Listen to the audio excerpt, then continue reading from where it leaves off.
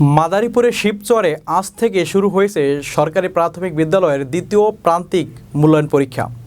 সোমবার সকালে মাদারীপুর জেলা প্রাথমিক শিক্ষা অফিসের আয়োজনে শিবচর উপজেলা প্রাথমিক শিক্ষা অফিসের তত্ত্বাবধানে শিবচরে সকল সরকারি প্রাথমিক বিদ্যালয়ের চতুর্থ ও পঞ্চম শ্রেণীর দ্বিতীয় প্রান্তিক মূল্যায়ন পরীক্ষা অনুষ্ঠিত হয়। শিবচর প্রতিনিধি জানান, শিবচর উপজেলায় 180টি শিক্ষা প্রতিষ্ঠানে মোট 25,000-এর বেশি শিক্ষার্থী ইংরেজি দ্বিতীয় প্রান্তিক মূল্যায়ন পরীক্ষায় অংশগ্রহণ করে।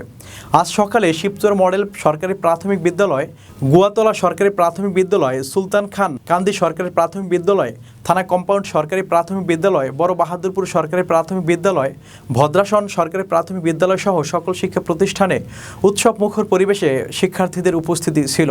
দ্বিতীয় প্রান্তিক মূল্যায়ন পরীক্ষা দুপুর 1টা থেকে শুরু হয়ে চলে বিকাল 3টা 30 পর্যন্ত।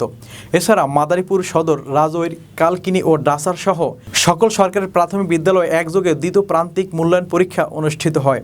আগামী 17 সেপ্টেম্বর শারীরিক শিক্ষা ও মানসিক স্বাস্থ্য শিক্ষা এবং বাংলাদেশ ও বিশ্ব পরিচয় পরীক্ষার মধ্য দিয়ে শেষ হবে এই পরীক্ষা।